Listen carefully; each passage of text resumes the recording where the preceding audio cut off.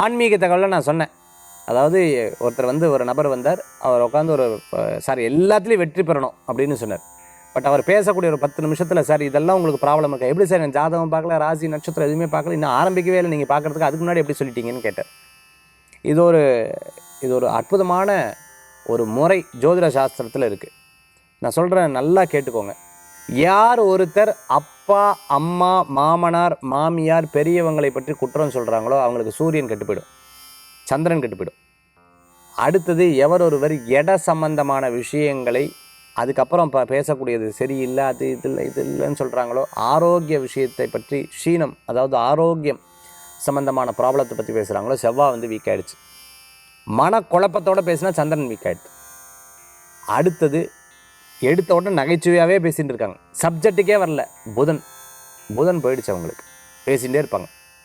அடுத்தது பார்த்தீங்கன்னு சொன்னால் குழந்தைகளை பற்றி குற்றம் சொல்கிறாங்க, இறைவனையே பற்றி சொல்கிறாங்க, ஏன் பேசக்கூடிய ஜோதிடரை பற்றி சொல்கிறாங்க, இன்னொரு ஜோதிடரை பற்றி தப்பாக பேசுகிறாங்க, இந்த பூஜை பண்ண நடக்கலாம், அந்த பூஜை அதை பற்றிலாம் சொல்கிறாங்க. குரு கெட்டு போயிடுது. பண பிரச்சனைகளை ஆரம்பத்திலேருந்தே பாயிண்ட் அவுட் பண்ணிகிட்டே இருக்காங்க. கடன் பிரச்சனையே சொல்ல சுக்கரன் போச்சு. மனைவியை பற்றி கணவரை பற்றி மனைவியோ பேசினாங்களும் சுக்கரன் போச்சு. அல்லது அவங்கள தன்னைத்தானே டேக் கேர் பண்ணிக்கல, அவங்க வந்து ட்ரெஸ்ஸிங் சரியாக பண்ணல, அவங்க தன்னைத்தானே சுக்கரன் போச்சு.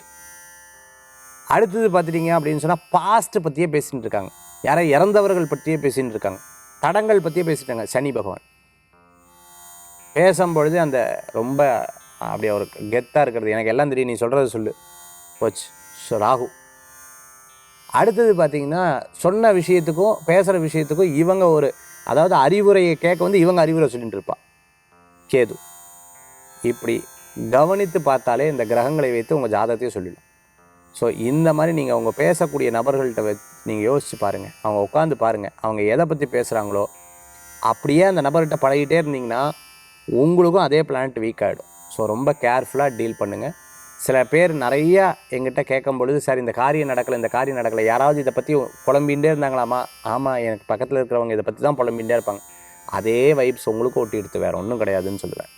ஸோ நீங்கள் உங்கள் காரியத்தில் வெற்றி பெறணும்னா இந்த மாதிரி பேசக்கூடிய நபர்கள்ட்ட ரொம்ப கவனித்து பார்த்தீங்கன்னா அவங்க எந்த பிளானட் வீக்காக இருக்கோ அதனால் அதை பார்த்துட்டு அதை அப்புறம் சரி பண்ணிக்கிறது நல்ல பலன்களை கொடுக்கும். மீண்டும் சந்திப்போம். வெற்றிவேல் முருகனுக்கு அரகரோகரா. நன்றி, நமஸ்காரங்கள்.